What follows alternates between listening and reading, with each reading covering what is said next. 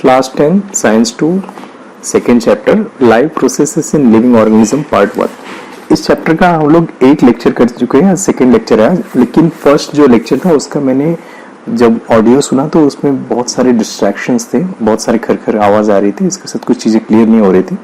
तो जो जिस पार्ट में ज़्यादा डिस्टर्बेंस था पेज नंबर 13 से, वो मैं एक बार फिर से रिपीट कर रहा हूँ आज। उसका हम फटाफट रिवीजन कर लेते हैं कि जो लास्ट टाइम हमने सीखा था living organisms and energy production से शुरू कर रहे हैं हम लोग। तो आप लोग अपने बुक का पेज नंबर 13 ओपन कर लेना। Living organism and energy production. In living organisms respiration occurs at two levels as body and cellular level. Oxygen and carbon dioxide are exchanged between body and surrounding in case of respiration occurring at body level. In case of respiration at cellular level, foodstuffs are oxidized either with or without help of oxygen. तो living organism and energy production की energy कैसे produce होता है? तो respiration जो एक हमारा vital process है हमारे बॉडी का, तो वो दो लेवल पे होता है। एक होता है बॉडी लेवल पे, जो हम लोग पहले से पढ़ते हैं, जैसे हम ऑक्सीजन ब्रीद इन करते हैं और कार्बन डाइऑक्साइड ब्रीद आउट करते हैं, तो वो हो गया बॉडी लेवल पे। मतलब ऑक्सीजन हमने अपने लंग्स पे लिया और लंग के अंदर से जो एक्यूमुलेट हो गई थी CO2 वो हमने बाहर कर दिया, तो ये बॉडी लेवल का रेस्पिरेशन हो गया। सेकेंड होता है जो सेल लेवल पे होता है। आपको पता है कि ऑक्सीजन जो है हमारे ब्लड के थ्रू पूरे बॉडी के अंदर जाती है, और जब पूरे बॉडी में जाती है तो वहां पे जाके जो एनर्जी प्रोडक्शन का काम करती है। एनर्जी प्रोडक्शन का काम कैसे करती है? जो ग्लूकोज है उस ग्लूकोज को ब्रेक करते हैं, उसको ऑक्सीडाइज करती है, और ऑक्सीडाइज करने के बाद बॉडी को एनर्जी मिल जाती है, और इस प्रोसेस में जो CO2 जनरेट होता है उस CO2 को वापस लेके आती है, सेल से वापस बाहर आती है। तो वो जो रेस्पिरेशन हो रहा है उसको सेल लेवल पे बोलते हैं। तो बॉडी के अंदर रेस्पिरेशन दो टाइप का होता है, एक होता है बॉडी लेवल जो हम लोग जानते हैं, सेकंड सेल लेवल पे हर सेल के अंदर रेस्पिरेशन होता है। तो वो जो सेल के अंदर रेस्पिरेशन होता है, सेलुलर रेस्पिरेशन होता है, वो इन प्रेजेंस ऑफ ऑक्सीजन भी हो सकता है और विदाउट ऑक्सीजन, और ऑक्सीजन के नहीं, मतलब इन एब्सेंस ऑफ ऑक्सीजन भी हो सकता है। तो जो प्रेजेंस ऑफ ऑक्सीजन में होता है तो उसको बोलते हैं एरोबिक रेस्पिरेशन, जो ऑक्सीजन के एब्सेंस में होता है वो एनारोबिक रेस्पिरेशन बोलते हैं उसको।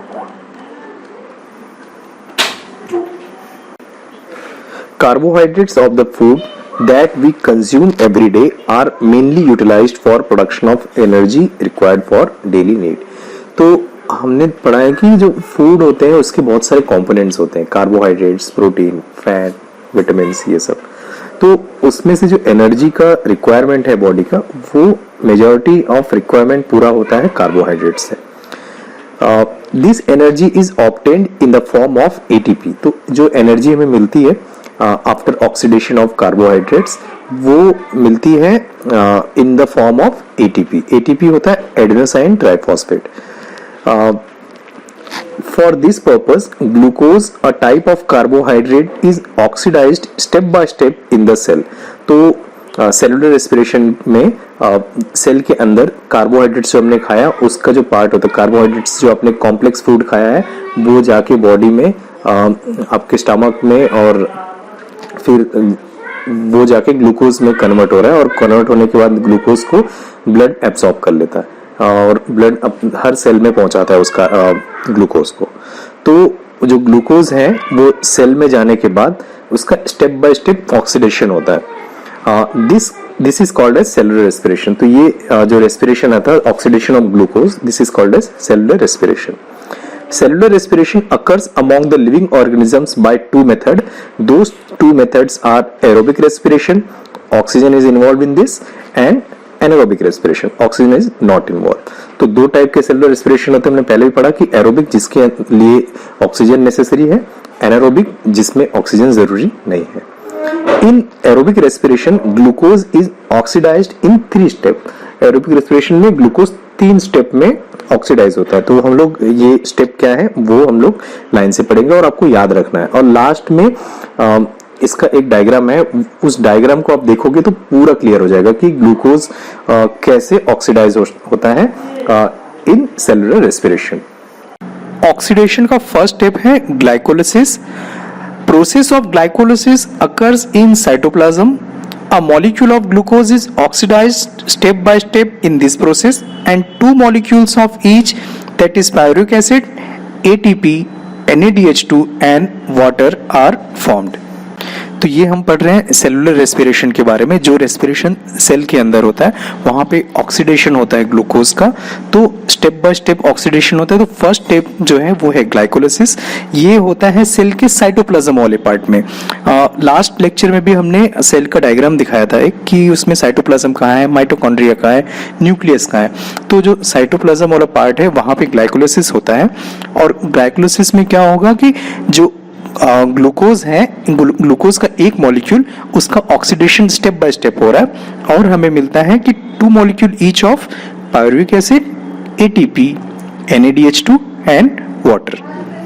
फिर उसके बाद क्या होता है, the molecules of pyruvic acid formed in this process are converted into molecules of acetyl coenzyme A। तो पायरुविक एसिड के जो मॉलिक्यूल्स बने हैं ग्लाइकोलिसिस के प्रोसेस में, वो कन्वर्ट हो जाते हैं एसिटाइल कोएंजाइम A में।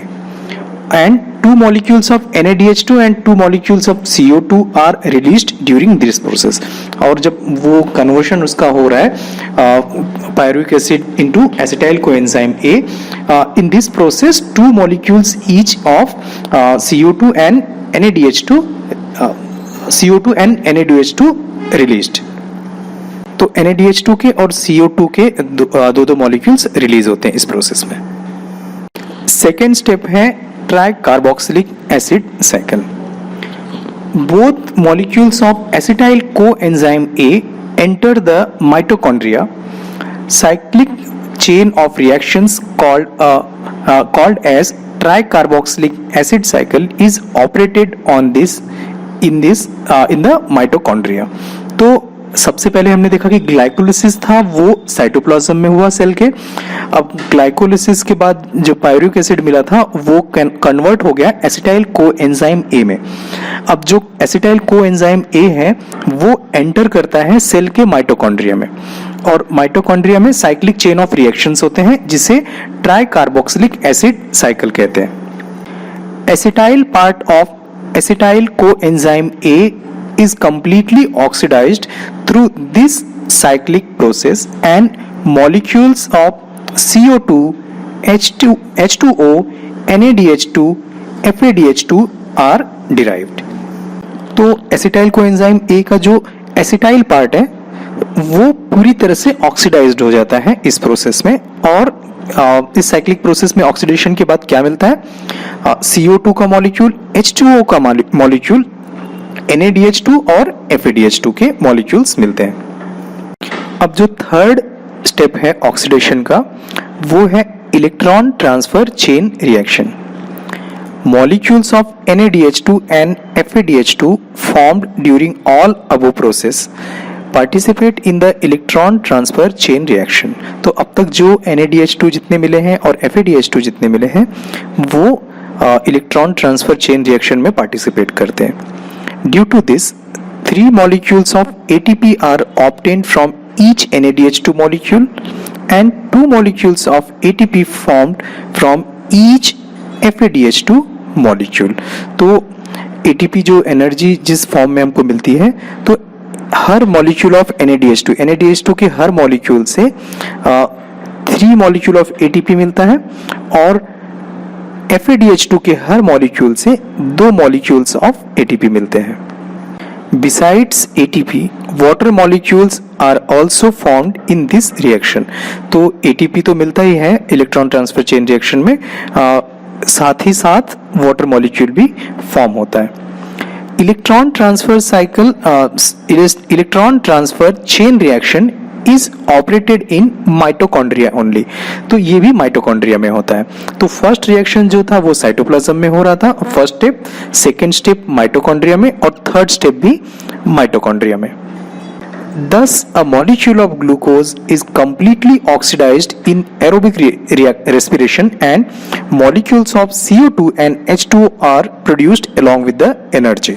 तो इस तरह हमने देखा कि जो ऑक्सीडेशन हो रहा है, सेलुलर ऑक्सीडेशन हो रहा है, जो सेल के अंदर रेस्पिरेशन हो रहा है, उसमें ग्लूकोज का जो मॉलिक्यूल है दैट इज कंप्लीटली ऑक्सीडाइज्ड, पूरी तरह से ऑक्सीडाइज्ड हो गया। ऑक्सीडेशन के बाद उसके हमें क्या मिल रहा है, ग्लूकोज के ऑक्सीडेशन के बाद एटीपी मिल रही है, और एटीपी मतलब एनर्जी, और along with energy we are getting molecules of CO2 and H2O, carbon dioxide और वाटर के मॉलिक्यूल भी रिलीज हो रहे हैं। यहाँ पे पेज नंबर 14 पे आप देखोगे बॉक्स है ऑलवेज रिमेंबर, उसमें NaDH2 और FeDH2 का फुल फॉर्म दिया है। वो आप याद रखना कि कभी कभी क्या होता है कि जो ऑब्जेक्टिव वाला आता है, जो फिल इन द ब्लैंक होगा, उसमें ये पूछ लेते हैं, या फिर कभी एब्रिवेशन और फुल फॉर्म वाला अगर मैच द फॉलोइंग होता है तो उसमें भी पूछते हैं। तो NaDH2 है निकोटिनामाइड एडेनिन डाइन्यूक्लियोटाइड, और FeDH2 है फ्लेविन एडेनाइन डाइन्यूक्लियोटाइड। तो ये NaDH2 और FeDH2 दोनों एंजाइम हैं, और दोनों सेल के अंदर फॉर्म होते हैं, और वो सेलुलर रेस्पिरेशन जो ऑक्सीडेशन हो रहा है ग्लूकोज का, उसमें यूज होता है इनका। नेक्स्ट हम देखते हैं एटीपी। एटीपी जो है उसको कहते हैं energy currency of the cell. मतलब यही पूरा एनर्जी का सेंटर, मतलब पूरा एनर्जी करेंसी है। जब जब हमें एनर्जी की जरूरत होती है तो एटीपी से ही एनर्जी मिलती है। तो एटीपी क्या है, एटीपी का फुल फॉर्म, जैसे आपने NaDH2 और FeDH2 का फुल फॉर्म याद रखा है, वैसे ही आपको एटीपी का भी फुल फॉर्म याद रखना पड़ेगा। तो एटीपी इज एडेनोसिन ट्राइफॉस्फेट, तो इसको एडेनोसिन ट्राइफॉस्फेट बोलते हैं। It is energy rich molecule and energy is stored in the bonds by which phosphate groups are attached to each other। तो एडेनोसिन ट्राइफॉस्फेट यानी एटीपी है, वो एनर्जी रिच मॉलिक्यूल है, ऐसा मॉलिक्यूल है जिसके अंदर अबंडेंट ऑफ एनर्जी, बहुत सारी एनर्जी भरी हुई है। And this energy is stored by which the phosphate groups are attached to each other. तो इसमें फॉस्फेट ग्रुप्स का बॉन्ड है एक दूसरे में, तो ये जो बॉन्ड है, जो बॉन्डिंग के बीच में, इस बॉन्ड में ही एनर्जी स्टोर की हुई है। These molecules are stored in the cells as per need। तो जो ATP molecules हैं वो हमारे बॉडी के सेल्स में ही स्टोर होते हैं। वो अगर हम केमिकली देखें तो chemically ATP is triphosphate molecule formed from adenosine ribonucleosides। It contains a nitrogenous compound adenine, pentose, sugar, ribose and 3 phosphate groups। As per the need, energy is derived by breaking the phosphate bond of ATP। तो ATP जो है वो phosphate bond, यहाँ पे नीचे diagram भी दिया हुआ है, तो उसमें उसके 3 कंपोनेंट हैं। फर्स्ट है उसके अंदर एडेनिन, नीचे एक डायग्राम दिया है वो देखो, एक एडेनिन है। एडेनिन जो है वो है नाइट्रोजनस कंपाउंड है। सेकंड है शुगर, पेंटोज शुगर बोलते हैं, पेंटोज मतलब 5 साइड है इसके, तो इसलिए पेंटोज शुगर है। इस शुगर का नाम है राइबोज। तो फर्स्ट इसका पार्ट है एडेनिन, सेकंड है ribose, and third is 3 phosphate group. इसके अंदर डायग्राम में देखो PPP लिखा हुआ है, 3 फॉस्फेट ग्रुप्स हैं, और वो फॉस्फेट ग्रुप एक दूसरे से बॉन्ड में अटैच्ड है। As per the need, energy is derived by breaking the phosphate bond of ATP। जब एनर्जी की जरूरत होती है हमें, तब हमारे जो सेल के अंदर ATP स्टोर्ड है, उसका जो फॉस्फेट का बॉन्ड है वो बॉन्ड ब्रेक होता है, और उस बॉन्ड के ब्रेक होने से एनर्जी रिलीज होती है। Hence ATP is called as energy currency of the cell। तो सेल की एनर्जी करेंसी बोलते हैं। तो नीचे के डायग्राम को एक बार और ध्यान से देखो, diagram number 3.3 ATP energy currency वाला। तो हमने देखा कि जो ATP है टेक्निकली उसके अंदर केमिकली देखो तो 3 पार्ट होते हैं उसका। एक जो उसका नाइट्रोजनस पार्ट है, नाइट्रोजनस कंपाउंड है, उसका नाम है एडेनिन। फिर उसके बाद जो उसका शुगर वाला पार्ट है वो पेंटोज शुगर है, उसका नाम है शुगर का राइबोज। तो एडेनिन एक पार्ट हुआ, राइबोज सेकेंड पार्ट हुआ। थर्ड पार्ट है उसमें फॉस्फेट ग्रुप होता है। फॉस्फेट ग्रुप में देखो 3 फॉस्फेट बॉन्ड है, PPP कर लिखा हुआ है यहाँ पे। तो ये 3 पार्ट है। जब एनर्जी की जरूरत होती है तो फॉस्फेट बॉन्ड ब्रेक होते हैं और उससे एनर्जी रिलीज होती है। इसलिए ATP को हमारे बॉडी का, हमारे सेल्स का एनर्जी करेंसी बोलते हैं। जब आप एटीपी एनर्जी करेंसी जो फिगर 3.3 है वो देख रहे हो, तो उसमें एक ऊपर सेल बनाया हुआ है, जैसे मोबाइल का अपना बैटरी होती है, बैटरी का सिंबल होता है, वैसे एटीपी लिखा है। और सेकंड वहाँ पे जब एक एरो के बाद जब एक बना है वो है वहाँ पे लिखा है एडीपी, और वहाँ का जो सेल है वो खाली है, उसमें जो ग्रीन पार्ट है वो बहुत कम है। तो एटीपी का नाम है एडेनोसिन ट्राइफॉस्फेट, मतलब इसमें 3 फॉस्फेट है। एडेनोसिन में 3 फॉस्फेट है, और जो एडीपी है, जो खाली वाली बैटरी है, जो बहुत थोड़ा सा ग्रीन पार्ट बचा है, उसका नाम है एडीपी। एडीपी मतलब होता है एडेनोसिन डाइफॉस्फेट। मतलब इसमें जब एनर्जी आपको जब चाहिए थी, तब 3 फॉस्फेट में से एक फॉस्फेट का बॉन्ड जो है वो ब्रेक हो गया, तो एक फॉस्फेट यूज्ड हो गया, मतलब उसको यूज किया गया, बाकी 2 फॉस्फेट बचे, तो एनर्जी उसमें से निकल गई, तो ट्राइफॉस्फेट की जगह पे वो डाइफॉस्फेट हो गया, इसलिए उसका नाम हो गया एडीपी, वो जो खाली बैटरी है। तो जो एटीपी है उसमें बहुत सारी एनर्जी है, और एडीपी है उसमें एनर्जी कम है, क्योंकि उसकी एनर्जी यूज की गई। तो डायग्राम को एक बार और ध्यान से देख लो, ये पूरा कॉन्सेप्ट क्लियर हो जाएगा। हमने पढ़ा था कि जो एटीपी है एडेनोसिन ट्राइफॉस्फेट, उसके 3 पार्ट होते हैं। जो उसका नाइट्रोजनस पार्ट है वो है एडेनिन, और उसका जो शुगर वाला पार्ट है वो है राइबोज, और उसके अंदर 3 बॉन्ड है फॉस्फेट के, और ये पूरा एनर्जी से भरा हुआ है। जब बॉडी को एनर्जी की जरूरत होती है, जब सेल को एनर्जी की जरूरत होती है, तो फॉस्फेट जो 3 फॉस्फेट है उसमें से जो लास्ट वाला फॉस्फेट है उसका बॉन्ड है वो ब्रेक होता है। उस बॉन्ड के ब्रेक होने से बहुत सारी एनर्जी अवेलेबल हो जाती है हमारे काम करने के लिए। अब उसके बाद रिएक्शन हो गया, तो एडेनिन और राइबोज तो वहीं के वहीं रह गए, और ट्राइफॉस्फेट की जगह पे डाइफॉस्फेट हो गया, इसलिए इसका नाम हो गया एडीपी। तो इसमें एनर्जी रिलीज हो गई थी, उसका एनर्जी खाली हो गया, तो ये खाली बैटरी है, और वो एकदम फुल चार्ज्ड बैटरी है, तो ये डिस्चार्ज हो चुका है पूरा। अब आप पेज नंबर 14 पे ही एटीपी एनर्जी करेंसी के नीचे वाला पार्ट देखिए, तो वहां पर है if there is insufficient amount of carbohydrates in the body due to exceptional conditions like fasting and hunger, then lipids and proteins are used for energy production. तो हमें पता है कि जो हमें डे टू डे लाइफ के लिए जो एनर्जी चाहिए वो एनर्जी मिलती है कार्बोहाइड्रेट से। पर कभी कभी आप उपवास रहते हो, फास्टिंग कर रहे हो, या ऐसे ही भूखे हो, खाना टाइम पे नहीं मिला, तो हमारी बॉडी को एनर्जी तो चाहिए, तो हम कार्बोहाइड्रेट सब खा नहीं रहे, तो एनर्जी कहाँ से मिलेगी? एनर्जी मिलती है जो बॉडी में ऑलरेडी लिपिड्स और प्रोटीन स्टोर है, वो उनसे एनर्जी हमको मिलती है। तो एनर्जी मिलने के क्या क्या साइकिल है या क्या क्या उसका चेन रिएक्शन है वो देखते हैं हम लोग। In case of lipids they are converted into fatty acids whereas proteins into amino acid. तो लिपिड जो है वो सबसे पहले कन्वर्ट हो जाता है फैटी एसिड में, और जो प्रोटीन है वो अमीनो एसिड में कन्वर्ट हो जाता है। जैसे हमने कार्बोहाइड्रेट का देखा था, कार्बोहाइड्रेट सबसे पहले ग्लूकोज में कन्वर्ट हो जाता है, फिर ग्लूकोज का ग्लाइकोलिसिस, ये सब प्रोसेस शुरू होता है। तो लिपिड्स के केस में lipids they first convert into fatty acid, and protein they convert into amino acid. Fatty acids and amino acids are converted into acetyl coenzyme A. तो इसके बाद फैटी एसिड है और अमीनो एसिड दोनों चीजें convert हो जाती हैं एसिटाइल कोएंजाइम ए में, and energy is obtained through complete oxidation of acetyl coenzyme A by the process of Krebs cycle in the mitochondria.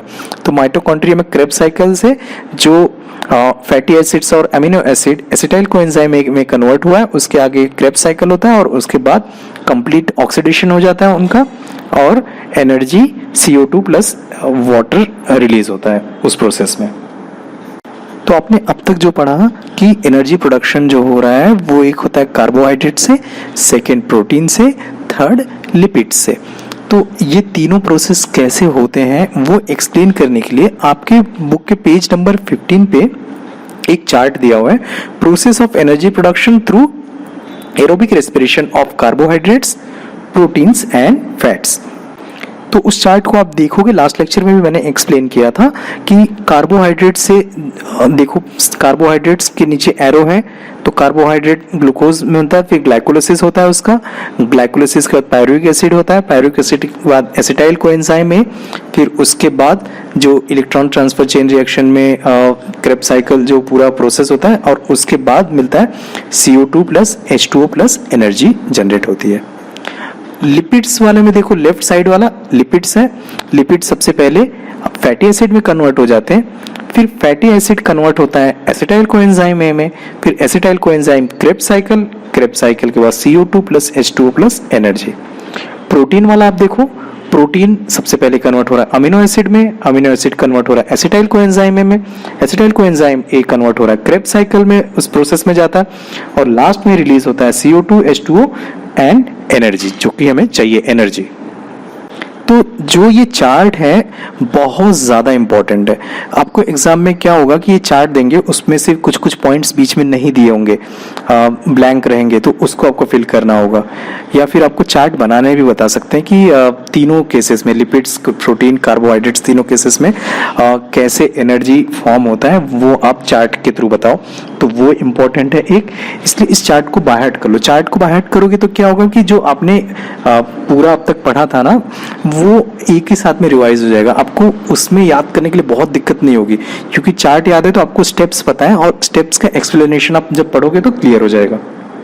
Page number 15 पे ही ऊपर एक बॉक्स है, इंट्रोडक्शन टू साइंटिस्ट, उसमें एक हैंस क्रेब है, उनका इंपॉर्टेंट पार्ट है, इसलिए हम लोग उसको भी रीड कर लेते हैं। Process of glycolysis was discovered by 3 scientist, Gustav Embden, Otto Meyerhof and Jacob Parnas. 3 scientist थे, उन्होंने मिलके बताया था कि ग्लाइकोलाइसिस का प्रोसेस होता है इन the process of energy production. Energy production के अंदर एक स्टेप है, वो है ग्लाइकोलाइसिस।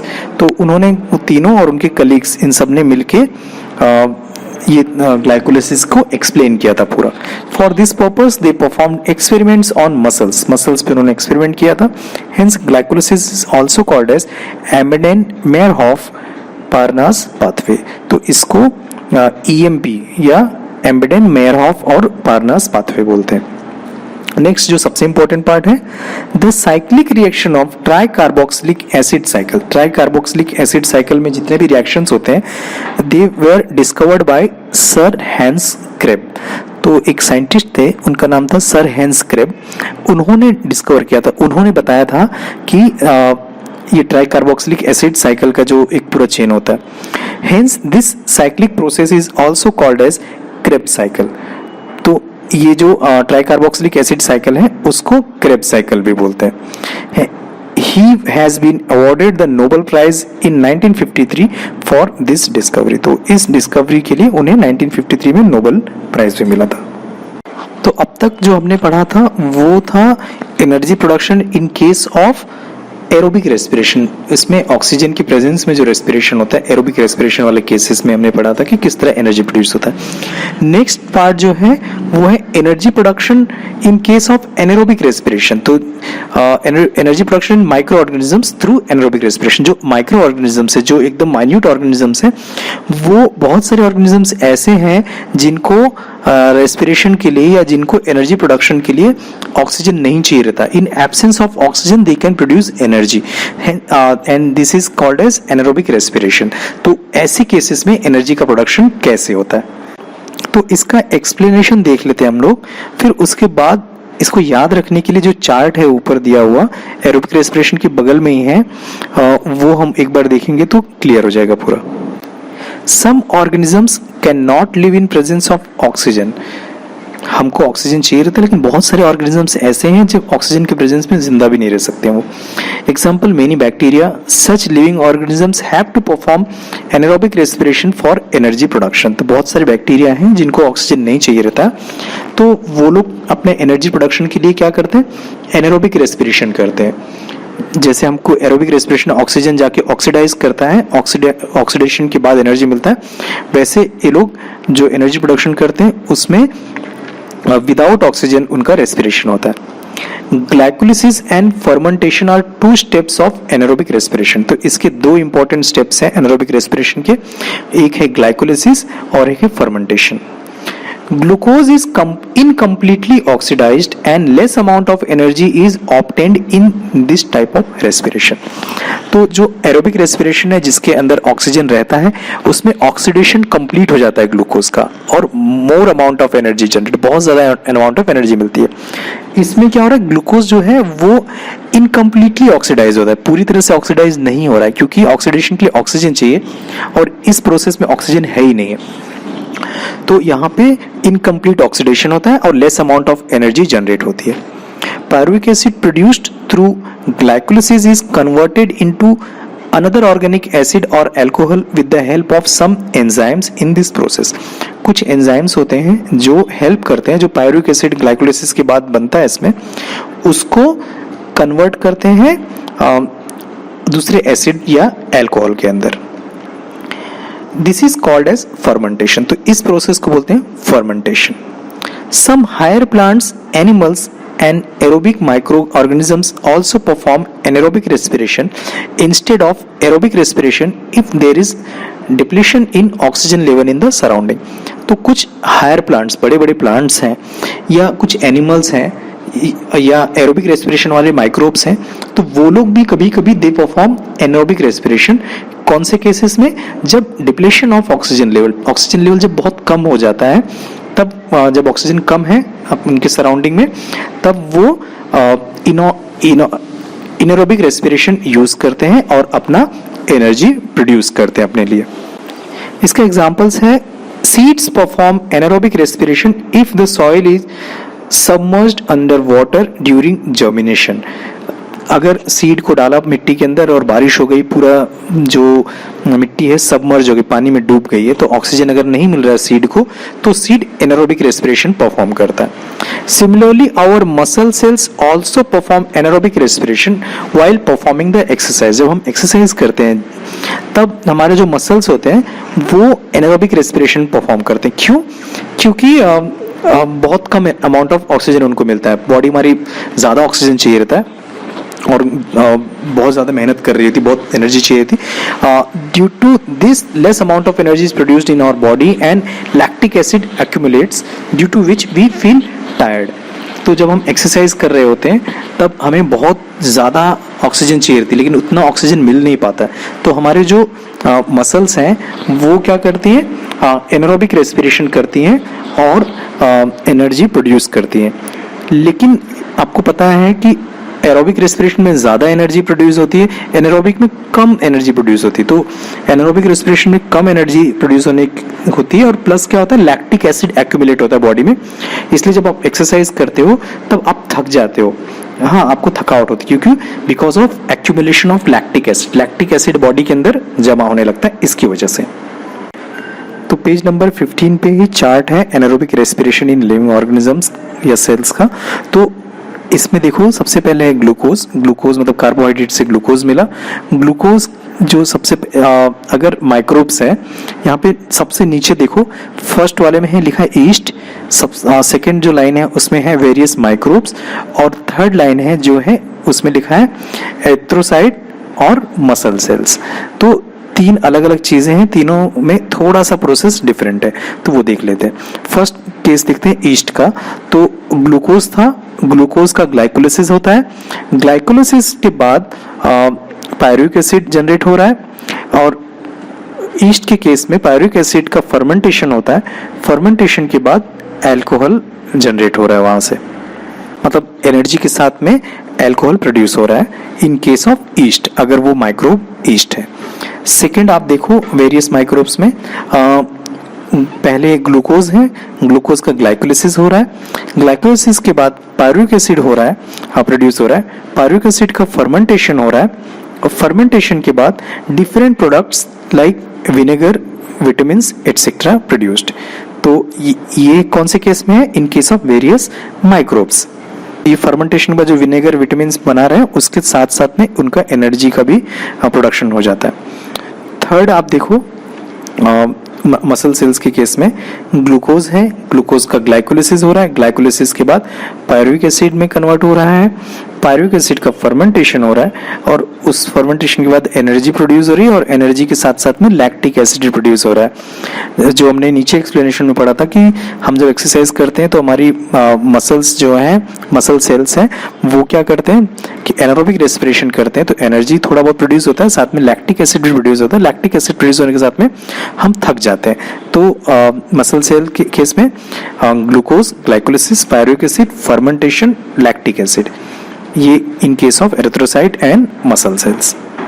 तो जैसे फर्स्ट वाला चार्ट इंपॉर्टेंट है, आपको याद रखना है, वैसे इस चार्ट को भी आप याद रखना। थोड़ा सा दिमाग लगा के याद रखोगे तो याद हो जाएगा। जैसे मैंने समझाया उसी हिसाब से आप याद रखो तो बहुत मुश्किल नहीं है। और ये चार्ट भी फिल करने के लिए आता है, ये दोनों चार्ट में से एक चार्ट आता ही है। तो ये मिनिमम 2 मार्क के लिए, 3 मार्क के लिए, जैसे अगर पूरा चार्ट बनाना तो 4 मार्क के लिए भी आ सकता है। अगर सिर्फ फिल करने के लिए आया तो 2 मार्क के लिए भी आ सकता है। लेकिन ईजी है ना, इसमें कुछ लिखना नहीं है आपको, तो बहुत ज्यादा लिखना नहीं और पूरे के पूरे मार्क्स मिल जाएंगे, इसलिए इन चीजों पे ज्यादा फोकस करो आप। तो चैप्टर रीडिंग में आगे बढ़ने से पहले हम लोग अभी एक बहुत ही इंपॉर्टेंट है डिस्टिंग्विश, वो अभी कर लेते हैं, क्योंकि अभी आपने एरोबिक रेस्पिरेशन और इनएरोबिक रेस्पिरेशन डिटेल में किया तो ये इजीली आपको याद हो जाएगा। वो है distinguish between aerobic respiration and anaerobic respiration. तो मैं इसका फोटो भी खींच के लगा रहा हूँ जो आंसर है, तो साथ साथ में आप देख लो। उसमें 7 पॉइंट दिया है, 7 में से 4-5 पॉइंट आपको याद हो जाएगा तो भी इनफ है, क्योंकि 2 मार्क्स के लिए आता है जो आपको लिखना होता है डिस्टिंग्विश। तो फर्स्ट है एरोबिक रेस्पिरेशन में oxygen is required for aerobic respiration. तो ऑक्सीजन चाहिए रहता है एरोबिक रेस्पिरेशन के लिए। एनारोबिक रेस्पिरेशन में oxygen is not required for anaerobic respiration. Second point, aerobic respiration takes place in nucleus as well as in cytoplasm, और anaerobic respiration occurs only in the cytoplasm. तो वो nucleus cytoplasm दोनों में होता है aerobic respiration, और ये सिर्फ साइटोप्लाज्म में होता है anaerobic respiration. At the end of aerobic respiration, CO2 and H2O is formed. तो CO2 H2O फॉर्म होता है along with energy के साथ साथ में। anaerobic respiration में at the end of anaerobic respiration CO2 and C2H5OH, C2H5OH है, इसको बोलते हैं इथाइल अल्कोहल। ये अल्कोहल फॉर्म होता है। ये आप साइंस 1 में एक चैप्टर है कार्बन कंपाउंड वाला, उसमें आप पढ़ोगे तो याद हो जाएगा, तब तक साल खत्म होते होते आपको पता चल जाएगा C2H5OH क्या है। तो ये है इथाइल अल्कोहल बोलते हैं इसको, या इथेनॉल। नेक्स्ट फोर्थ पॉइंट है energy is produced in large amount in aerobic respiration. Aerobic respiration में बहुत अमाउंट ऑफ एनर्जी प्रोड्यूस होता है। एनारोबिक रेस्पिरेशन में energy produced in lesser amount in aerobic respiration. Fifth point, glucose is completely oxidised in aerobic respiration, और fifth point इसका anaerobic का है, glucose is incompletely oxidised in aerobic respiration. Six, ये important point है, थोड़ा technical आपको लिखना चाहिए, मेरा ये मानना है। तो ये है 38 molecules of ATP are formed during aerobic respiration. Aerobic respiration में जब पूरा प्रोसेस खत्म हो जाता है उसका, तो 38 मॉलिक्यूल्स ऑफ ATP पैदा होता है, जनरेट होता है उसमें। एनारोबिक रेस्पिरेशन में 2 molecules of ATP are formed during anaerobic respiration. इसमें 2 मॉलिक्यूल ATP का जनरेट होता है। लास्ट वाला 7 पॉइंट देखो, केमिकल रिएक्शन है C6H12O6। C6H12O6 है ग्लूकोज प्लस 6O2 ऑक्सीजन है इसमें, और चेन हो रहा है, मतलब यहाँ पे एक एरो दिया है, मतलब रिएक्शन हो रहा है। तो 6H2O plus 6CO2 plus 686 kilo calorie energy generate हो रही है इसमें। और chemical reaction anaerobic reaction respiration का, उसमें C6H12O6 मतलब ग्लूकोज है, और यहाँ पे ऑक्सीजन नहीं आ रहा है, सिर्फ एरो है और सीधा रिएक्शन हो रहा है। तो 2C2H5OH, C2H5OH है इथाइल अल्कोहल या इथेनॉल। तो उसके 2 मॉलिक्यूल और 2 molecule of CO2, 2CO2 generate हो रहा है along with 50 kilo calorie, 50 kilo calorie energy है। तो एनर्जी इसमें 50 किलो कैलोरी है, और एरोबिक रेस्पिरेशन में 686 किलो कैलोरी एनर्जी जनरेट हो रही है। तो ये 7 पॉइंट है, इसमें से 4 जो आपको याद होते हैं वैसे याद कर लो। मैं आपको फर्स्ट बता रहा हूँ, फर्स्ट पॉइंट बहुत इजी है, वो अच्छा है। सेकंड भी अच्छा है कि साइटोप्लाज्म में और न्यूक्लियस दोनों में होता है, और सिर्फ साइटोप्लाज्म में होता है।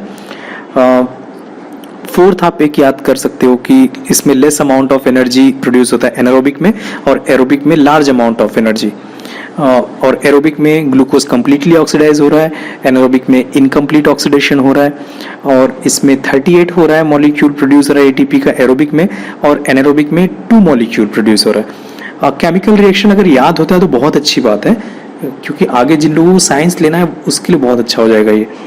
तो अगर नहीं भी याद हो रहा है आप लोगों को तो जितना अभी हुआ वो भी चलेगा, मतलब तो भी आप देख लो। यहाँ पे ग्लूकोज का एक लिखना है C6H12O6 हो, सबको पता है, प्लस 6O2 ऑक्सीजन के प्रेजेंस में हो रहा है, 6H2O और 6CO2 और 686 किलो कैलोरी, और इसमें C6H12O6 विदाउट ऑक्सीजन है, सीधा एरो है, फिर 2C2H5OH 2 ethyl alcohol plus 2CO2 plus 50 kilo calorie. तो कोई भी पॉइंट याद करो, 4 पॉइंट याद कर लेना, ये 2 मार्क के लिए बहुत ज्यादा इंपॉर्टेंट है। पेज नंबर 16 ओपन करो आप, उसमें टॉप पे है can you tell which type of cellular respiration performs complete oxidation of glucose. तो अभी हमने पढ़ा कि एरोबिक रेस्पिरेशन जो है वो complete oxidation of glucose perform करता है। सेकेंड है which cell organelle is necessary for complete oxidation of glucose, तो माइटोकॉन्ड्रिया, तो माइटोकॉन्ड्रिया में ही ग्लूकोज का पूरा ऑक्सीडेशन होता है। नेक्स्ट जो हम पढ़ने वाले हैं वो है energy from different food components. तो फूड के बहुत सारे कंपोनेंट्स होते हैं, जैसे हमने बताया प्रोटीन, विटामिन, फैट, कार्बोहाइड्रेट्स। तो हर अलग अलग कंपोनेंट से जो एनर्जी मिलती है उसके बारे में पढ़ेंगे। Excess of carbohydrates are stored in liver and muscles in the form of glycogen. जो कार्बोहाइड्रेट्स आप खाते हो, जितना ज़रूरत होती है एनर्जी प्रोडक्शन के लिए, वो लेने के बाद जो एक्सेस कार्बोहाइड्रेट है वो हमारे लीवर में और मसल्स में एज अ ग्लाइकोजन जाके स्टोर हो जाता है। Next, what is source of protein, what are the they made up of, तो वो किससे बने होते हैं प्रोटीन, तो वो हम लोग पूरे नीचे पढ़ेंगे। तो protein are the macromolecules formed by bonding together many amino acids. तो अमीनो एसिड्स जो होते हैं, उस बहुत सारे अमीनो एसिड जब मिलते हैं उसके मॉलिक्यूल्स, वो मॉलिक्यूल्स मिलने के बाद, उसके बॉन्डिंग के बाद जो मॉलिक्यूल बनता है वो है प्रोटीन। तो प्रोटीन को उन्होंने कहा है प्रोटीन्स मैक्रो मॉलिक्यूल। मॉलिक्यूल है, मैक्रो मतलब बड़ा, माइक्रो मतलब होता है छोटा, और मैक्रो मतलब होता है बड़ा। तो proteins are the macro molecule, बड़े मॉलिक्यूल्स हैं, form by bonding together many amino acid. बहुत सारे अमीनो एसिड के एक साथ बॉन्डिंग से, एक साथ जोड़ के बनता है protein. Proteins of animal origin are called as first class protein. We get 4 kilo calorie of energy per gram of protein. Protein के 1 ग्राम से 4 किलो कैलोरी एनर्जी मिलती है। और जो एनिमल से प्रोटीन मिलता है उसको बोलते हैं फर्स्ट क्लास, मतलब 1 नंबर वाला, मतलब सबसे अच्छा प्रोटीन उसको बोलते हैं। Amino acids are obtained after digestion of protein. Protein का जब बॉडी में डाइजेशन हो जाता है तब अमीनो एसिड्स मिलते हैं। मतलब डाइजेशन में क्या होता है, ब्रेक होता है ना, जो कॉम्प्लेक्स चीज़ें ब्रेक होती है, तो बहुत सारे अमीनो एसिड से जोड़ के प्रोटीन बनाता है। प्रोटीन का जब डाइजेशन होता है तब हमारी बॉडी को अमीनो एसिड्स मिलते हैं। Those amino acids are absorbed in the body and transported up to each organ and cell via blood. तो जैसे ब्लड क्या करता था, ग्लूकोज भी हर सेल में पहुंचा रहा था, उसी तरह अमीनो एसिड जब डाइजेस्ट होके प्रोटीन डाइजेस्ट होके जब अमीनो एसिड में कन्वर्ट हुआ और अमीनो एसिड को बॉडी ने एब्जॉर्ब कर लिया, और वो एब्जॉर्ब्ड अमीनो एसिड्स को ब्लड जो है हर सेल और हर ऑर्गन तक पहुंचाता है। From these amino acids organs and cell produce various protein necessary for themselves and whole body. तो हर सेल और हर ऑर्गन जिसको जिस टाइप का प्रोटीन चाहिए होता है, उस अमीनो एसिड से उस टाइप का प्रोटीन अपने लिए बना लेता है। Those examples are given in the following diagram। नीचे का जो डायग्राम है उसमें ये एक्सप्लेन किया हुआ है कि किस ऑर्गन को या किस सेल को कौन से टाइप का प्रोटीन चाहिए होता है, तो वो बनाता है। तो इस चार्ट में आप देखो, बीच में जो ग्रीन कलर का सर्कल है उसमें लिखा है अमीनो एसिड। तो वो अमीनो एसिड कहाँ से मिला, हमने प्रोटीन खाया, प्रोटीन जाके डाइजेस्ट हुआ, प्रोटीन डाइजेस्ट होने के बाद अमीनो एसिड में कन्वर्ट हुआ, और वो अमीनो एसिड हमारे बॉडी में एब्सॉर्ब किया, और बॉडी ने एब्सॉर्ब करने के बाद ब्लड के through each and every cell तक पहुंचा दिया। तो अमीनो एसिड जब स्किन को चाहिए रहता है, मेलानिन और केराटिन, तो वो इस टाइप के प्रोटीन, तो वो अमीनो एसिड से उस टाइप के प्रोटीन में कन्वर्ट कर लेगा अपने आप। और बोन्स को ओसिन चाहिए रहता है तो उसमें हो जाता है। सेल्स में सेल्स को चाहिए रहता है various proteins of cell membrane, various enzyme, तो अलग अलग टाइप के प्रोटीन और सेल एंजाइम चाहिए रहता, वो अमीनो एसिड से बना लेते हैं सेल्स। पैंक्रियास जो अमीनो एसिड मिला है उससे इंसुलिन, ट्रिप्सिन, ये चीज़ें बना देता है। और पिट्यूटरी ग्लैंड्स अलग अलग हार्मोन्स प्रोड्यूस करते हैं, वो लोग अमीनो एसिड यूज करते हैं और अलग अलग टाइप के हार्मोन्स प्रोड्यूस करते हैं। मसल्स क्या करते हैं, एसिटिन, मायोसिन, फ्लेक्सिबल प्रोटीन्स, ये सब जनरेट कर लेते, बना लेते अपने लिए। ब्लड, हीमोग्लोबिन, एंटीबॉडीज, ये सब अपना तैयार कर लेते हैं। ये सब कैसे होता है कि जो प्रोटीन मिला, प्रोटीन ब्रेक हुआ अमीनो एसिड में, अमीनो एसिड एब्जॉर्ब होकर ब्लड के थ्रू पूरी बॉडी में गया, तो बॉडी के अलग अलग सेल, अलग अलग पार्ट को, अलग अलग ऑर्गन को जिसकी जैसी जरूरत होती है उसी टाइप का प्रोटीन वो अपना बना लेते हैं।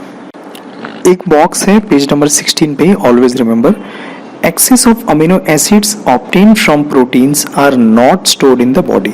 तो जैसे हमने देखा कि जो हमने कार्बोहाइड्रेट्स खाया था, जो एक्सेस ऑफ कार्बोहाइड्रेट्स, जो एक्स्ट्रा कार्बोहाइड्रेट्स था, वो लीवर में, मसल्स में ग्लाइकोजन के फॉर्म में स्टोर हो गया। लेकिन अमीनो एसिड्स यानी प्रोटीन में ऐसा नहीं होता है। अगर आपने ज़रूरत से ज़्यादा प्रोटीन खाया तो प्रोटीन का डाइजेशन होने के बाद जो अमीनो एसिड पैदा होता है, जो जनरेट होता है अमीनो एसिड, वो they are not stored in the body, तो वो बॉडी में स्टोर नहीं होते। They are broken down and ammonia form is eliminated out of the body. तो अमोनिया के फॉर्म में वो जो अमीनो एसिड है वो बॉडी से बाहर निकल जाता है, यूरिनेशन वगैरह से बाहर निकल जाता है वो सब। If necessary, excess of proteins are converted into other useful substances like glucose through process of gluconeogenesis. एक प्रोसेस होता है ग्लाइकोनियोजेनेसिस, वो हायर स्टैंडर्ड में अगर बॉडी को ज़रूरत है बहुत ज़्यादा कि उसको प्रॉपर ये नहीं, कार्बोहाइड्रेट्स नहीं मिल रहा है और उसको ग्लूकोज चाहिए, तो वो प्रोटीन से बनाता है। तो ग्लाइकोनियोजेनेसिस एक प्रोसेस होता है, उसके थ्रू बनाता है।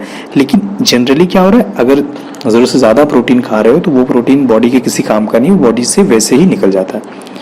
Plants produce the necessary amino acid from mineral de novo and thereby produce different proteins. Plants एक मिनरल होता है de novo, उससे वो लोग जो प्रोटीन होता है वो प्रोड्यूस करते हैं, अमीनो एसिड प्रोड्यूस करते हैं और उससे अमीनो एसिड से क्या होता है, डिफरेंट टाइप के प्रोटीन्स प्रोड्यूस होता है। जैसे हमारी बॉडी में भी जो अमीनो एसिड्स है उसके बॉडी के अलग अलग पार्ट, अलग अलग सेल्स अपने हिसाब से प्रोटीन्स प्रोड्यूस करते हैं। सेम वे प्लांट ने क्या किया, डिनोवो से अमीनो एसिड बनाया और अमीनो एसिड से अलग अलग प्रोटीन बनाया। An enzyme rubisco present in the plant chloroplast is most abundant protein source in nature. Nature में सबसे ज़्यादा जो प्रोटीन मिलता है वो प्लांट्स के क्लोरोप्लास्ट में एक एंजाइम मिलता है, उसका नाम है रूबिस्को, उससे मिलता है।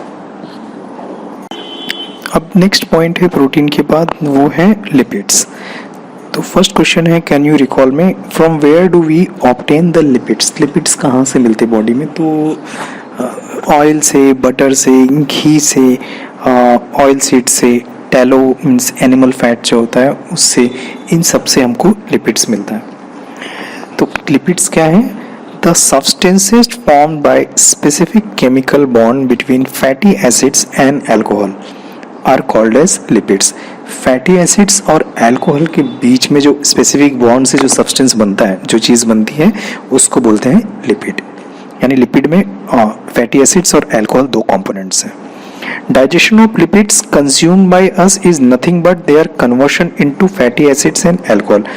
तब जब लिपिड का डाइजेशन होता है, जब लिपिड डाइजेस्ट हो जाता है तो वापस क्या होता है, वो फैटी एसिड में कन्वर्ट हो जाता है और अल्कोहल में, उन दोनों पार्ट जिससे बना है उसमें कन्वर्ट हो। क्योंकि डाइजेशन में क्या होता है, ब्रेकिंग डाउन होता है, चीज़ें जो कॉम्प्लेक्स थी वो ब्रेक होकर सिंपल बन जाती हैं। Fatty acids are absorbed up and distributed everywhere within the body. Fatty acid भी जैसे हमने देखा था प्रोटीन के केस में कि प्रोटीन था जो अमीनो एसिड बन गया और अमीनो एसिड को एब्सॉर्ब कर लिया बॉडी ने। सेम वे जब लिपिड डाइजेस्ट हुए तो लिपिड डाइजेस्ट होने फैटी एसिड्स और अल्कोहल बना और फैटी एसिड को हमारे बॉडी के अलग अलग सेल्स ने बॉडी ने एब्सॉर्ब कर लिया और उसके बाद उसे हर सेल तक पहुंचा दिया गया via blood. from those fatty acids different cell produced various substances necessary for themselves. तो अलग अलग सेल को जो जो चीज़ चाहिए रहती है फैटी एसिड से बनने वाली वो उससे बना लेते हैं. लाइक जैसे अमीनो एसिड से जिस पार्ट को या जिस सेल को जो चाहिए था वो उन्होंने वही बनाया, तो उसी तरह से फैटी एसिड से जिस पार्ट को जिस सेल को जो चाहिए बॉडी की वो नेसेसरी है वो प्रोड्यूस करता है. Example, the molecules called as phospholipids which are essential for producing plasma membrane are formed from fatty acid. तो प्लाज्मा मेम्ब्रेन प्रोड्यूस करने के लिए एक चीज़ चाहिए रहता है मॉलिक्यूल, उसका नाम है फॉस्फोलिपिड, वो प्रोड्यूस होता है.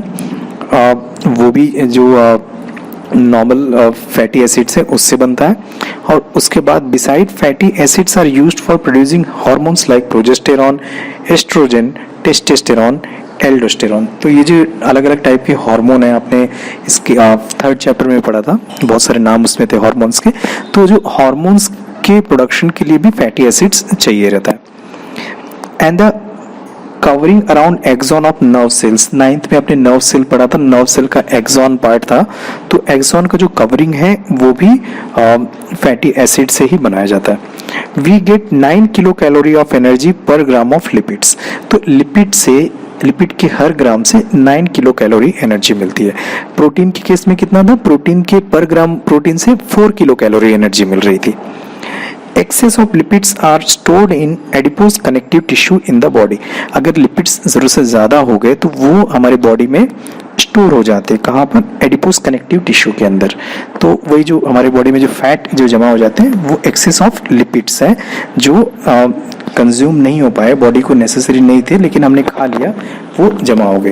प्रोटीन के केस में हमने क्या देखा कि प्रोटीन जो है एक्सेस ऑफ प्रोटीन जमा ही नहीं हो पाता बॉडी में, वो अमोनिया फॉर्म में कन्वर्ट होकर बॉडी से बाहर निकल जाता है. लेकिन excess of lipids they are stored in our body in adipose connective tissue. Next जो हमारा फूड कंपोनेंट है वो है विटामिन्स. तो इसमें थिंक में 2 क्वेश्चन है. फर्स्ट है, many times you can not eat hot food due to inflammation और अल्सरेशन इन माउथ. तो कई बार अपने मुंह में छाले आ जाते हैं, माउथ अल्सर जिसको बोलते हैं, या अंदर से सूजन कुछ हो जाता है पूरा स्किन के मुंह के साइड में, तो उससे आप खाना नहीं खा पाते, खास करके गर्म खाना नहीं खा पाते. तो वो क्यों होता है? द इन्फ्लेमेशन और ulceration in the mouth occurs due to lack of enough vitamins in the diet. Diet में अगर विटामिन्स, जिसको कोई वाइटामिन्स भी बोलता है, तो अगर वो वाइटामिन्स या विटामिन्स कम हो गए बॉडी के अंदर, तब माउथ के अंदर अल्सरेशन या इन्फ्लेमेशन हो जाता है. इन्फ्लेमेशन मतलब सूज जाना, अल्सरेशन मतलब छाले पड़ जाना. Therefore hot and spicy food cause uncomfortable feeling. तो इसलिए गरम खाना या स्पाइसी कुछ मसालेदार खाते हो तो खाने को नहीं होता, अनकंफर्टेबल लगता है. Particularly vitamin B complex deficiency is said to be responsible for such ulceration. आमतौर पर क्या होता है, जनरली जो विटामिन बी है अगर उसका डिफिशियंसी हो गया, मतलब वो कम हो गया अपने बॉडी के अंदर, तब हमारे मुंह में छाले आ जाते हैं. तो इसलिए कई बार जो मुंह के छाले होते हैं, इस केस में अगर डॉक्टर के पास जाओगे तो विटामिन की गोली लिख देते हैं, विटामिन बी की. तो विटामिन जैसे बॉडी में पूरा हो जाता है तो वो छाले अपने आप चले जाते हैं. वहाँ पे सेकेंड क्वेश्चन है, some person experience difficulty in night vision since their childhood और एडोलसेंस. तो कुछ लोगों को रात को देखने में प्रॉब्लम, दिन भर वो ठीक से देख लेते हैं लेकिन रात में दिखने में प्रॉब्लम होती है, तो वो भी विटामिन्स की कमी की वजह से होती है. For a better vision vitamin A is essential.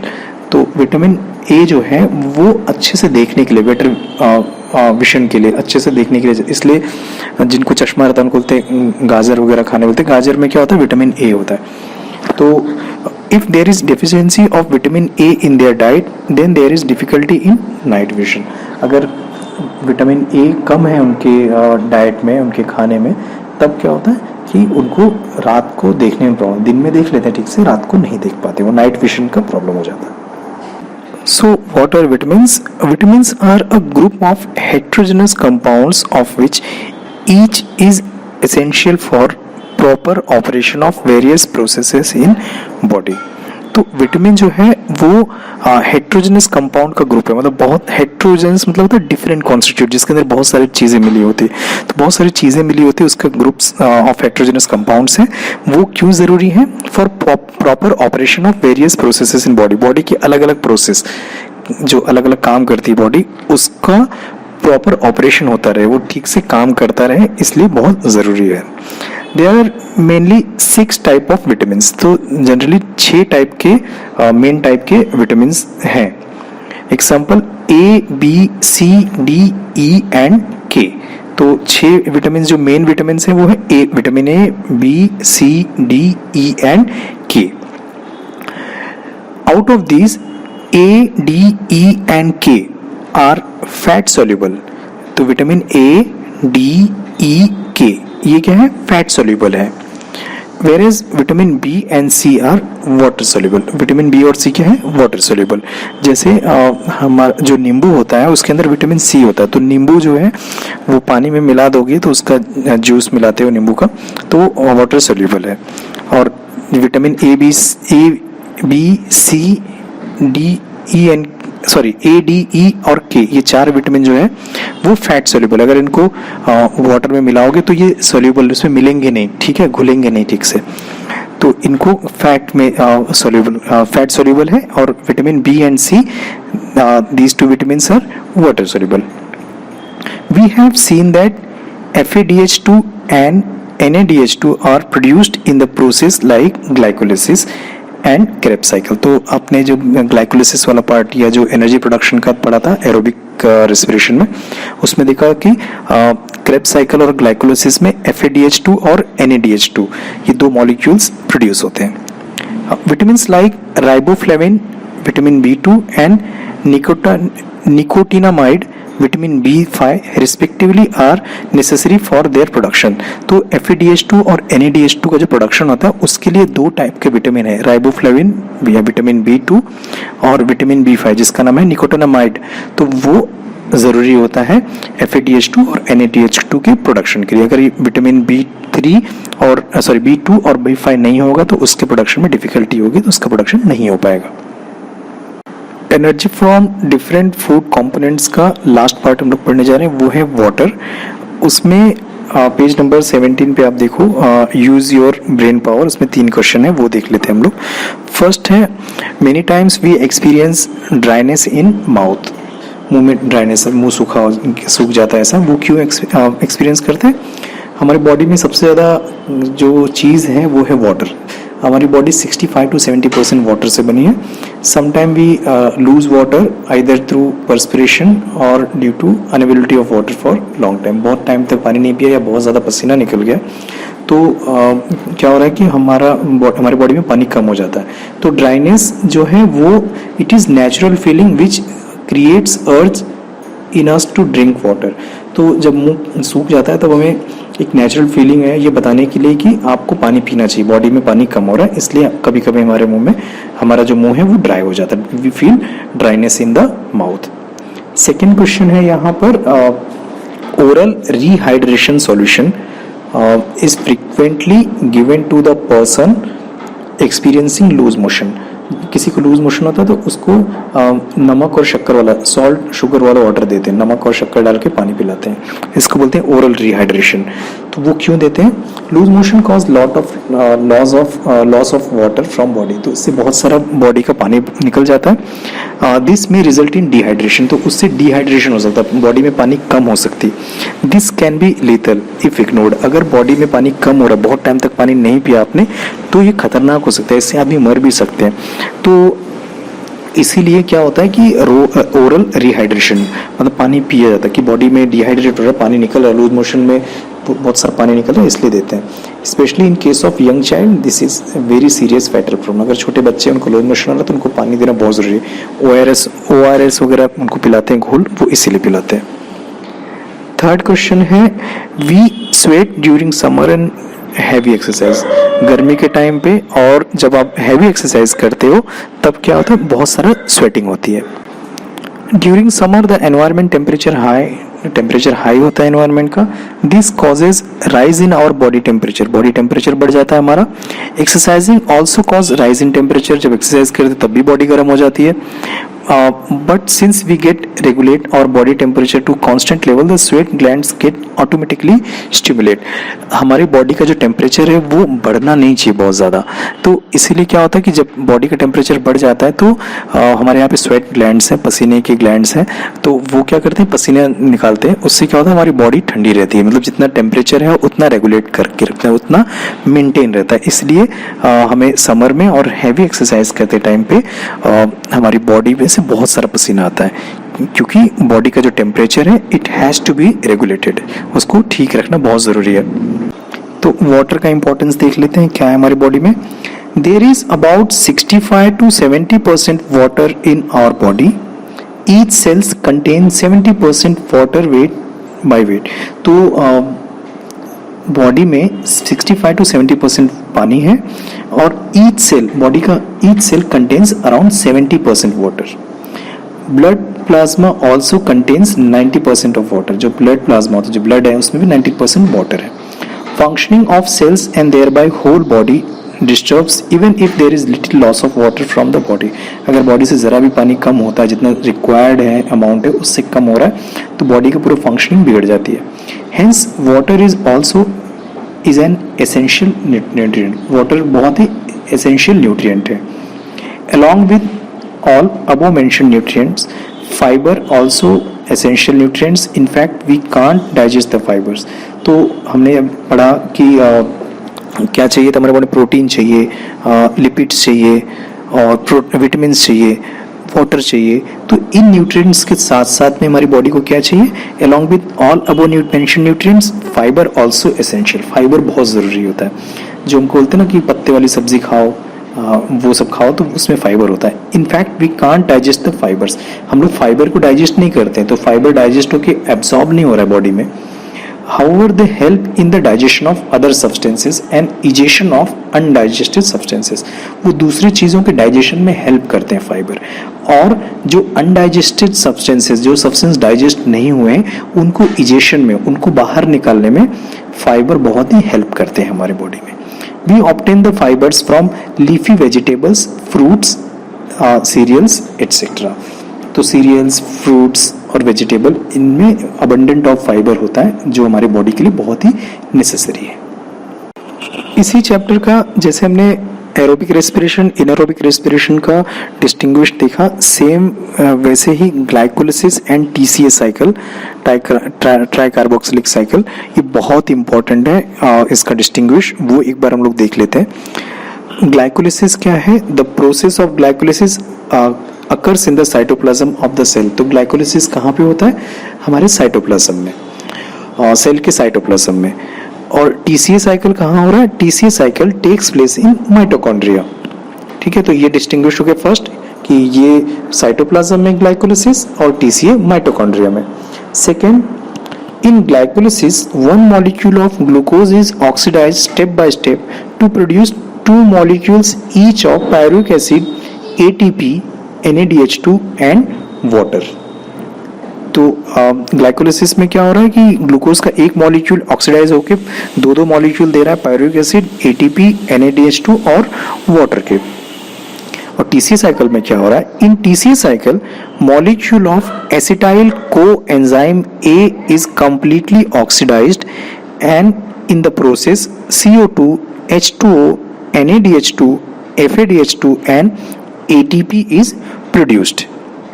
ठीक है, तो यहाँ पे एसिटाइल कोएंजाइम है, उसका ऑक्सीडेशन होता है और उसमें क्या क्या प्रोड्यूस होता है? CO2, H2O, NADH2, FADH2 and ATP। Glycolysis का third point, glycolysis can takes place in both aerobic and anaerobic respiration. दोनों टाइप के रेस्पिरेशन में ग्लाइकोलिसिस होता है। TCA cycle takes place only during aerobic respiration, ये सिर्फ एरोबिक रेस्पिरेशन में होता है। glycolysis का fourth point, the first step in the cellular respiration is the glycolysis whereas glucose is converted into pyruvate। तो ये जो सेलुलर रेस्पिरेशन है उसका फर्स्ट स्टेप है ग्लाइकोलिसिस। और टीसीए साइकिल क्या है? This is second step in cellular respiration. तो ये फर्स्ट स्टेप था ग्लाइकोलिसिस, सेलुलर रेस्पिरेशन का, और टीसीए साइकिल का था सेकेंड स्टेप था सेलुलर रेस्पिरेशन का। Fifth point, 2 molecules of pyruvates are obtained in glycolysis। 2 molecule मिल रहे हैं पायरुवेट एसिड के या पायरुवेट के, और टीसीए साइकिल में pyruvate is converted into carbon dioxide and H2O। तो ये पायरुवेट जो है वो कार्बन डाइऑक्साइड और H2O में कन्वर्ट हो रहा है। सिक्स्थ पॉइंट है, 2 molecules of ATP are used up in glycolysis। और ATP के 2 मॉलिक्यूल यूज्ड हो रहे हैं। टीसीए साइकिल में एटीपी के मॉलिक्यूल यूज नहीं होते। ATP molecules are not used up in the TCA cycle. Seventh point, 4 molecules of ATP are produced in glycolysis। Glycolysis के प्रोसेस में एटीपी के 4 मॉलिक्यूल प्रोड्यूस हो रहे हैं। And in TCA cycle 2 molecules of ATP are produced। Last point है, CO2 is not produced during glycolysis. Glycolysis में CO2 produce नहीं हो रहा है, और टीसीए साइकिल में CO2 प्रोड्यूस हो रहा है। तो ये 8 पॉइंट है। 8 में से 4 पॉइंट 5 पॉइंट आप याद कर लोगे तो भी हो जाएगा। इजी पॉइंट में तो जैसे ये है कि glycolysis it is the first step in cellular respiration. तो ये फर्स्ट पॉइंट हो गया। TCA cycle it is second step in the cellular respiration. फिर सेकेंड पॉइंट आप देखोगे तो ये है ग्लाइकोलिसिस अकर्स इन साइटोप्लाज्म, और टीसीए साइकिल क्या है, TCA cycle it takes place in mitochondria. ये माइटोकॉन्ड्रिया मेरे 2 पॉइंट तो बहुत इजी है। फिर तीसरा आप याद कर सकते हो, glycolysis can takes place in both in aerobic और एनारोबिक रेस्पिरेशन, दोनों टाइप का रेस्पिरेशन में, और टीसीए साइकिल सिर्फ एरोबिक रेस्पिरेशन में हो रहा है। ये 3 पॉइंट इजी वाले हो गए। अब इसके बाद जो है ये थोड़ा सा नाम ATP NADH2 वगैरह याद अगर होता है तो कर लो, नहीं होता है तो ये याद कर सकते हो कि ग्लाइकोलिसिस के प्रोसेस में 2 molecules of ATP are used, और ATP molecules are not used up in TCA cycle. इसमें कोई मॉलिक्यूल यूज नहीं होता है, जबकि ग्लाइकोलिसिस में यूज हो रहा है। ग्लाइकोलिसिस में पायरुवेट या पायरुविक एसिड जनरेट हो रहा है, प्रोड्यूस हो रहा है, और पायरुवेट यहाँ पे जनरेट नहीं हो रहा है, जबकि पायरुवेट यूज होता है टीसीए साइकिल में, कन्वर्ट होता है CO2 एंड H2O में। 4 molecule of ATP produced in glycolysis and 2 molecule produced in TCA cycle। तो जो भी आपको 4 या 5 पॉइंट इजी लग रहा है वो याद कर लो। यहाँ पे टोटल 8 पॉइंट दिए। तो ये जो 2 आज बताया मैंने डिस्टिंग्विश, एरोबिक रेस्पिरेशन और anaerobic respiration, glycolysis and TCA cycle, ये बहुत इंपॉर्टेंट है।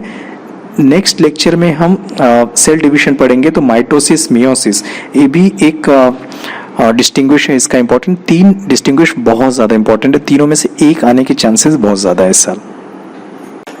In next lecture we will study cell division and essential life process। There are 2 types of cell division, mitosis and meiosis। तो वो हम detail में पढ़ेंगे, उनके क्या क्या स्टेप्स हैं वो पढ़ेंगे, और उनका सेल डिवीजन का जो डिस्टिंग्विश है माइटोसिस और मियोसिस वो भी इम्पोर्टेंट है, वो भी हम लोग स्टडी करेंगे नेक्स्ट लेक्चर में। तो ये चैप्टर होने के बाद साइंस 1 स्टार्ट कर देंगे, क्योंकि साइंस 2 में 3 इंपॉर्टेंट चैप्टर ये हो गए। उसके आगे साइंस 1 के 2 चैप्टर कर लेंगे, उसके बाद वापस हम साइंस 2 पे आ जाएंगे।